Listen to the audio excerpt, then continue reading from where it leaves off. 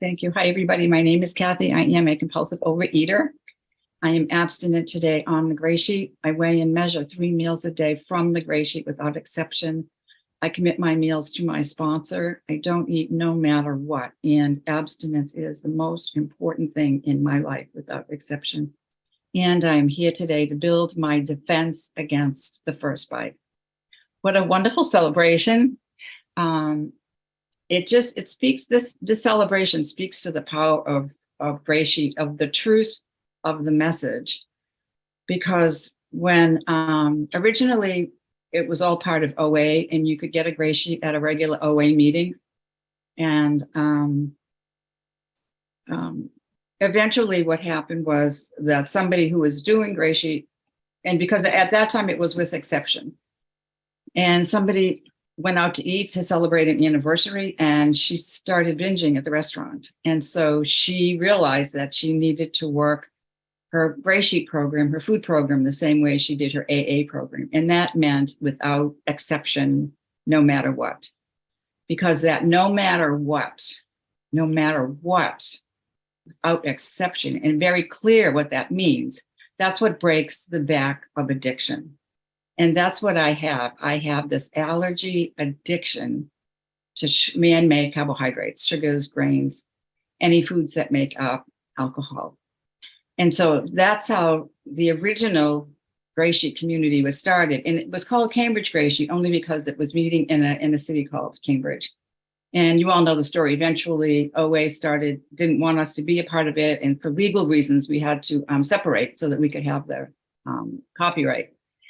It's that same message. This is AA for food. We have a serious disease that calls for a serious solution. I don't know of anywhere in the world where people take this so seriously. I was at my cardiologist not too long ago. He knows my story, right?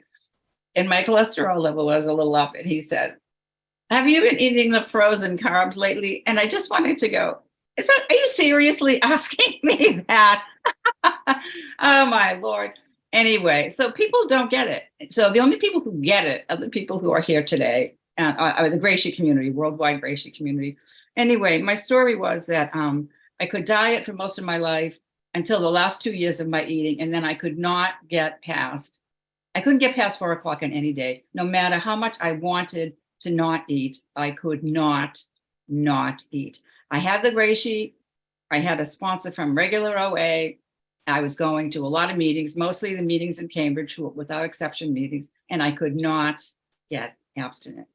It wasn't until I had enough pain, the absolute abject demoralization that eating compulsively brought to me, that I finally knew that the only way that I was going to get any relief from this compulsion was to join the Cambridge community, because they took this very seriously. And they would say, "How are you?" If you said you were fine or good or having a bad day, they would cut you off at the knees. "Are you abstinent?"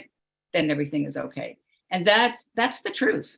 Because no matter what is going on in my life, fundamentally, all is well if I am abstinent. And I was just thinking about, 9/11. I live right on the border of New York. I worked in New York for years, and my sponsor was at the World Trade Center. And so when that horrible day of terrorism happened in this country, I remember thinking, what's going to happen? Is this going to go nuclear? Am I, and how am I going to get my food? I have to admit that was my second thought. And I thought, I might die. We're all going to die someday, but I will not be put in a situation where my abstinence will be jeopardized.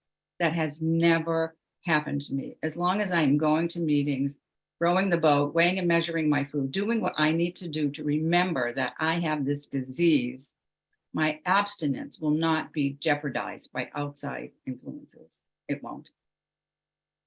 And I'm still abstinent today, and thank God.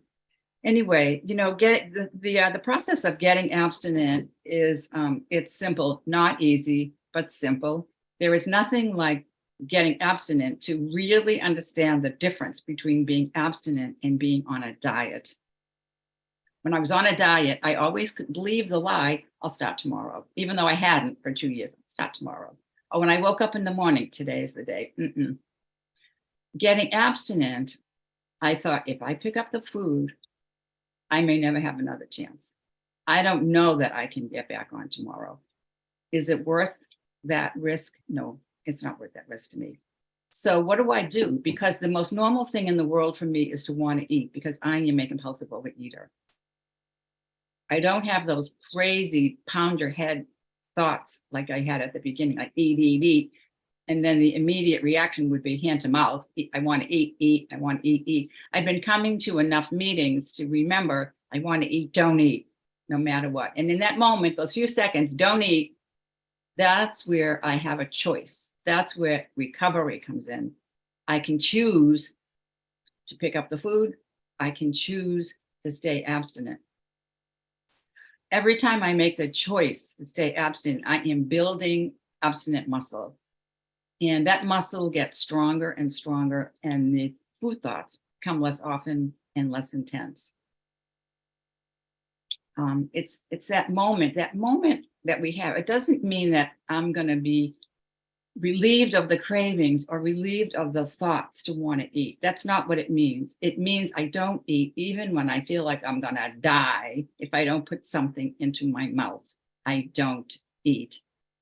So how do we get through those moments? We say, in order to change a thought, move a muscle. Go out for a walk with no money in my pocket, get on my knees, make a phone call. And I was working full time when I got abstinent. So, I couldn't start jumping up and down in a staff meeting, whatever. So I started to blink with intention. If I would have a thought, and there was a lot of food around where I was working, have the thought, I want to eat, close my eyes, don't eat, no matter what.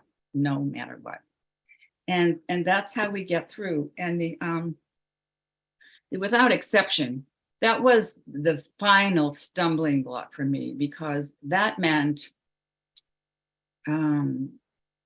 for me to tolerate having other people be uncomfortable around what I was doing.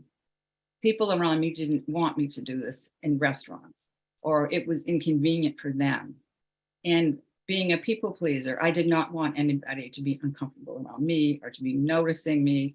And so to say, that time doesn't work for me, that restaurant doesn't work for me, or I have all my own backup food. So, prepare whatever you want. I'm all set. I have my own. And people would say, oh, I made this especially for you. But, oh, it's a big holiday. It was very hard to not give into those moments. And that was like the final stumbling block for me, the final giving up the ghost.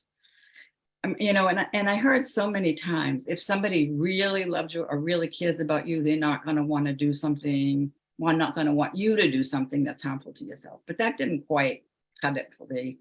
I had to be in enough pain to know that if I didn't have the support of this community, if I couldn't participate in this community by sharing at meetings, raising my hand and sharing at a meeting, being at a meeting and being able to say, I am abstinent, I weigh and measure my food, being able to make a phone call to another GreySheeter and say, I want to eat, I am not going to eat, I am committed to my abstinence. Being a part of the community, like those basic, so fundamental building important ways of being a part of the community, that's what I needed.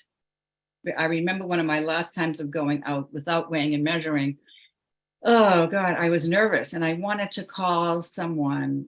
I didn't know who to call. And I thought, well, I can't call someone from GreySheet because they're going to say, what's the problem? You have your backup, your cup and scale, you're good to go. And I couldn't call somebody from regular OA because they were going to say, what's the problem? You just order, your GreySheet food and you don't weigh and measure it, but you'll be abstinent. I just, oh my God. And it finally dawned on me, because I thought, I am so alone with this. It finally dawned on me, there is a whole community of people doing this thing. You don't have to try to do it alone. I cannot do it alone. I had been going to these meetings for 9 months. My first meeting was in July of 82. I didn't get abstinent until April of 83. Going to a lot of those meetings, hearing that same message, it finally seeped through all the insanity in my head. That I could not do it alone. My best thinking got me here.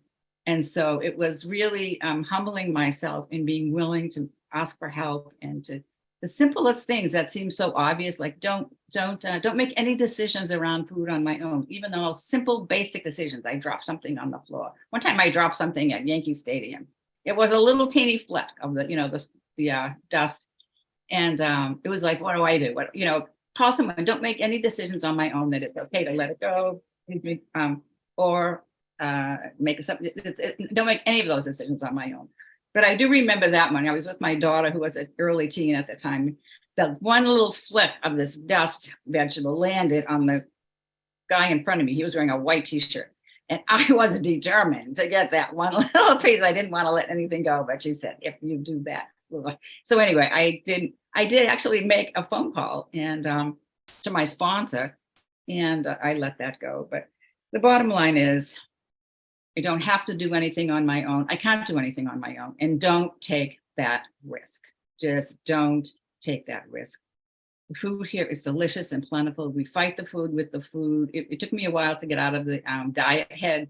And I know I have just about a minute, under a minute, to get out of that diet head mentality and to really believe it's not, the weight is a number. It's a number. The real gift is I am not eating today. And that's what we all have, is today. And one day builds another day, builds another day. And we can have a life of freedom from food, without craving, not only without craving, but actually enjoying every bite. Everything I ate, even salad, I used to feel guilty. I used to be thinking, I shouldn't be eating this. I shouldn't be eating this. When I got abstinent, this is all mine. Not only do I not have to share it, I'm not allowed to share it. So this is all mine. So I love being here. I'm so grateful to all of you. And congratulations, GSA, on the anniversary, and to all you who put this together. Thank you, no matter what.